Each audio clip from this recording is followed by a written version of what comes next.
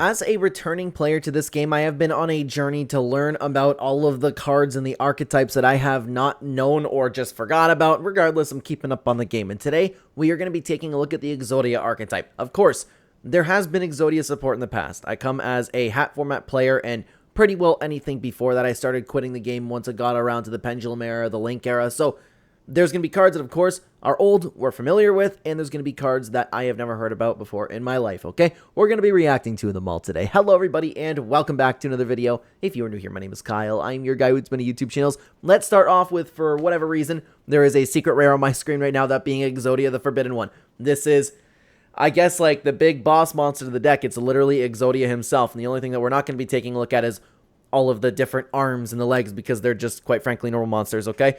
If you have the right leg of the Forbidden One, left leg, right arm, and left arm, in addition to this card in your hand, you win the duel. It's a very cool thing to have. We all tried to make Exodia work back in the day when we were playing this in school, right? But it turned out that Exodia is one of the worst archetypes of all time to go up against. It's literally like the worst thing in the world to play against. So, of course, this spearheads the entire archetype, and I really like the way that they kind of went about this. Another card that I used to play back in the day is Exodus, the Ultimate Forbidden Lord. Cannot be normal summoner set, must be special summoned from your hand by shuffling all monsters in your graveyard into the deck, and cannot be special summoned by other ways. When this card declares an attack, send one monster from your hand or deck to the graveyard. This card gains 1000 attack for each normal monster in your graveyard. If this face-up card would leave the field, banish it instead. If there are 5 different Forbidden One cards in the graveyard that were sent there by this card's effect, you win the duel. This is also something that I tried to make work back in the day. I thought it was such a cool card. As somebody who enjoyed the anime show, I loved watching Adrian Gecko and Yu-Gi-Oh! GX. I've always tried to make this deck work, and I found it really fun, like that you took the Exodia archetype, which quite frankly just didn't work, and you had this other card which could just deal damage. It was like a fun boss monster, had a fun, unique effect to it. But I really like the fact that you still have that win condition. Something that I love is, like, I've always loved playing Vinamanaga, the deity of poisonous snakes, or deity of poisonous snakes, whatever it was, because you had that, if this happens, you win the duel. It's just fun that way. But Exodia itself, and just like building an entire deck where you're consistently drawing cards, that's not fun. I found this very fun. It never really worked out for me. I don't even think that there was one time ever that I was able to land its effect to win the duel. But hey, at least like you could get a good beat stick with it, eh?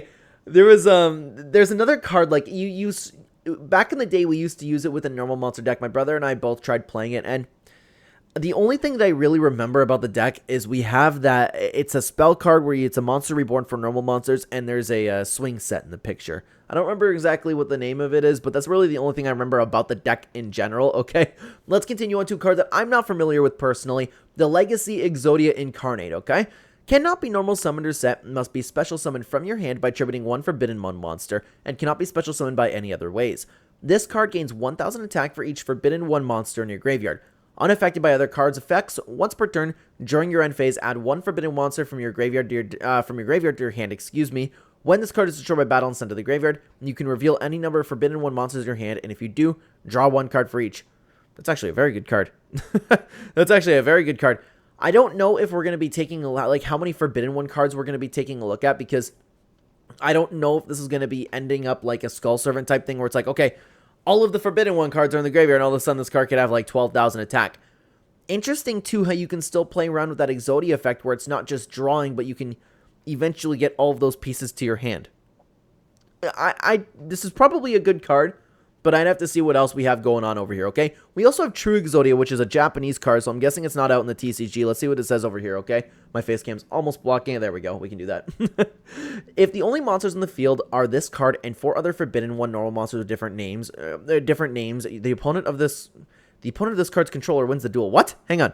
If there are only monsters in the field, if the only monsters in the field are this card and 4 other Forbidden One normal monsters with different names, the opponent of this card's controller... What? That doesn't make sense. Is this supposed to be... What? If the only monsters in the field are this card and 4 Forbidden One normal monsters with different names, the opponent of this card's controller wins the duel. Why? Is that supposed to be something like a side deck? I don't know. What the heck is this? Okay. I don't know what to really make of that card, but we also have a fusion monster. The Unstoppable Exodia Incarnate. This uses 5 Forbidden 1 monsters. Cannot be destroyed by opponent's card effects. Once per turn, if this card battles during damage calculation, you can make this card gain attack equal to your life points. Once per turn, when a spell or trap card is or effect is activated, this is a quick effect, you can negate the activation. Once per turn during the end phase, you can set 1 Exxod or Obliterate spell or trap from your deck. Once per turn during your standby phase, lose 1,000 life points. Oh, that's all. You only have to pay 1,000 life points each turn, but you get this incredible cards effect. That's ridiculous, man. Just like the other one, and just the fact that it's like unaffected by other effects, it's just like some of these boss monsters, man, need a little bit of a nerf. We also have a continuous trap, Break the Seal. Very, very cool artwork on the card. You can activate one of these effects. Place 1 Break the Seal from your deck or graveyard face up on your hand. Okay. So you just place it face up on your field. All right. That's a little strange, but I guess we'll have to see anyways. Send 2. Okay, there we go. That's why. Send 2 face up, Break the Seal you control to the graveyard, including this card. Add 1 Forbidden 1 monster from your deck to your hand. If this card in the field is destroyed, you can reveal up to 5 Forbidden 1 monsters in your hand. Return that many cards your opponent controls to the hand. You can only use each effect to break the seal once per turn. I don't know how useful this would be, to be honest with you. I have no idea. It's a continuous trap, so I guess it works, but you would have to have them both at the same time to really, like, have one of the effects. No, that's because you have the first one, then you can activate the one effect, and then you can only use each effect, so you can use it right away. I don't know. I guess it's a good okay searcher. Not too bad. I don't know. But we also have Exxod Fires of Rage. This card is always treated as an Exxod or Obliterate card. If you control a level 10 or higher Exodia monster, destroy all cards your opponent controls. If this card is in your graveyard except the turn it was sent there, you can banish it, then activate one of these effects. Add 1 Forbidden 1 monster from your deck to your hand, shuffle up to 5 Forbidden 1 monsters from your graveyard, and banishment into the deck. You can only use each effect of Exxod Fires of Rage once per turn. So that's a pretty good card. It automatically a card that ends up nuking the field, but that also has the other effect where you can actually, you could use one of 2 effects when this card's in the graveyard. Those trap cards and spell cards that have the effects of, like, once they're in the graveyard, like, I always think Galaxy Cyclone because it's kind of like the first one to do that. They're automatically better cards. They're more useful. You can use them more than one time as just like the actual trap card. We also have Millennium Ankh. All right, let's take a look at this one. Show 5 Forbidden 1 monsters from your hand, deck, and or face up in the field. Then special summon 1 the Unstoppable Exodia Incarnate from your extra deck. Then shuffle the face up monster cards you control to the deck except Exodia monster cards whose original levels are 10 or higher. And Millennium monster cards. Also, you cannot special summon for the rest of this turn after activation. Shuffle this card to the deck instead of sending it to the graveyard. That seems like a little broken as well. So you just get that fusion monster card for no reason. I was thinking that you'd have to use like future fusion or something like that. You literally just get that giant powerful monster. What if you draw this thing first turn? 4,000 attack and more? That's a very, very good fusion summoning card, I will say. We also have Obliterate. This is a continuous trap. You can target 1 monster in the field, send 1 Forbidden 1 monster or Exodia card from your hand or deck to the graveyard, and if you do, return the target to your hand. If this card is sent from the spell and trap card zone to the graveyard, you can target 1 Forbidden 1 monster or Exodia card in your graveyard, add it to your hand. You can only use 1 Obliterate effect per turn, and only that per turn. Okay. Like, it depends what card you're returning to the hand. A lot of the Exodia cards are just kind of like, kind of boss monsters. Would you really want to get rid of them? But I don't mind the idea of just having the effect where it's like, hey, if you destroy this card, there's consequences to it too. I'm not sure how good that one would be. Anyways, we have a quick play spell as well, Obliterate Blaze.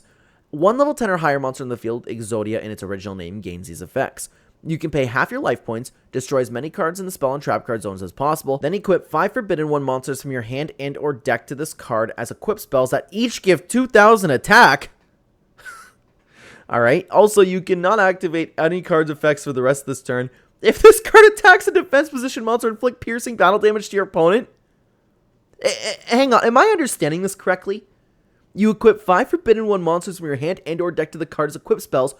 Each of them give it 2,000 attack. This is just a game winner. Right? Does anybody play this deck? I've never heard of any Exodia cards doing well. Let's go back in time, though, to Exodia Necros. Cannot be normal summoned or set. Must be special summoned with contract with Exodia. It cannot be special summoned by other ways. Cannot be destroyed by battle or spell and trap effect. Once per turn during your standby phase, if this card gains 500 attack, destroy this card unless all 5 of the cards are in your graveyard. And then we go to list off all of the other names there. It's funny how back in the day, this used to be like a really, really sick card, and now it's just garbage. Right? It's not that good at all. Oh my god, I forgot about this card. Exxod, Master of the Guard. I didn't even think this would be included, man. I guess nobody would run this card, but I remember back in the day when that structure deck came out, I was playing that flip effect deck, okay? This card cannot be normal summoned or set. This card cannot be special summoned except by tributing one Sphinx monster. Each time an Earth monster is flip summoned while this face-up card remains on the field, inflict 1,000 damage to your opponent. 4,000 defense, and running it with a bunch of flip effect cards, the ones, you know, like there was a little bit of a meta a long time ago where it's like the flip up, once per turn you can flip this card face down. That was very fun to use in that deck, and it wasn't too bad, you know? Anyways, contract with Exodia we have. This is a very cool piece of artwork. If you have all 5 of the Exodia Forbidden one in the cards there in your graveyard, special summon 1 Exodia Necros from your hand. The fact that you just needed that for Exodia Necros in general and all of those conditions, the monster is just flat out not worth it. But there have been some really busted cards in general with Exodia. It looks like something that you could play. But I could be wrong about it, and if I am wrong about it, I guess it's no big deal, but I think the archetype is pretty cool. Guys, why don't you check out this video where I learn another archetype? I'd love to have you guys over there. Thank you very much for watching the video. Take care, everybody.